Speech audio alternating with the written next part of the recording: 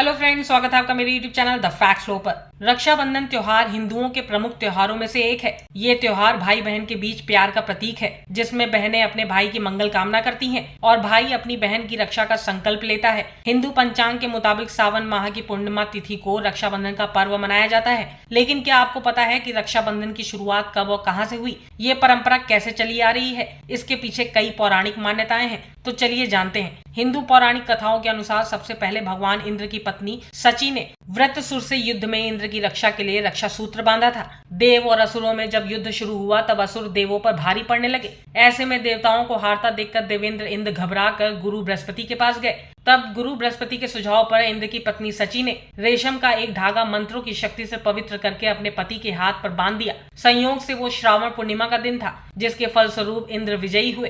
कहते हैं कि तब से ही पत्नियां अपने पति की कलाई पर युद्ध में उनकी जीत के लिए राखी बांधने लगी। ऐसा भी कहा जाता है कि जब युधिष्ठिर इंद्रप्रस्थ में राजसूय यज्ञ कर रहे थे, उस समय सभा में शिशुपाल भी मौजूद था। शिशुपाल ने भगवान कृष्ण का अपमान किया तो श्री कृष्ण ने अपने सुदर्शन चक्र से उसका वध कर दिया। लौटते वक्त सुदर्शन चक्र से कृष्ण जी की उंगली घायल हो गई और रक्त बहने लगा। तब द्रौपदी ने अपनी साड़ी का पल्लू फाड़कर श्री कृष्ण की उंगली पर लपेट दिया। तब श्री कृष्ण ने द्रौपदी को वचन दिया कि वो इस रक्षा सूत्र का वचन निभाएंगे।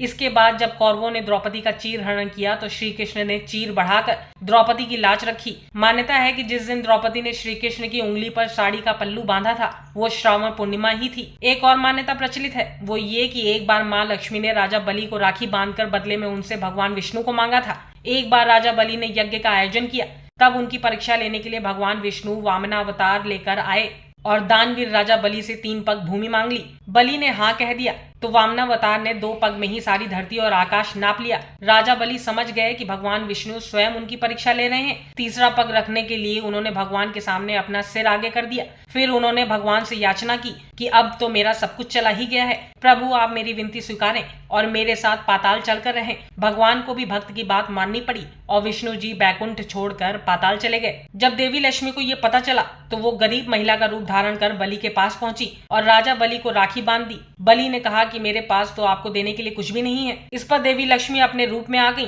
और बोली कि आपके पास तो साक्षात श्री हरि हैं और मुझे वही चाहिए। इस पर बलि ने भगवान विष्णु से माता लक्ष्मी के साथ जाने की विनती की। तब जाते वक्त भगवान विष्णु ने राजा बलि को वरदान दिया कि वो हर साल 4 महीने पाताल में ही निवास करेंगे और ये 4 महीने चतुर्मास के रूप में जाने जाते हैं। वहीं मध्यकालीन भारत में ये पर्व समाज के हर हिस्से में मनाया जाने लगा। इसका श्रेय जाता है रानी कर्णावती को। उस वक्त चारों ओर एक दूसरे का राज्य हथियाने के लिए मारकाट चल रही थी। मेवाड़ पर महाराजा की विधवा रानी कर्णावती राजगद्दी पर बैठी थी। गुजरात का सुल्तान बहादुर शाह उनके राज्य पर नजरें गड़ाए बैठा था।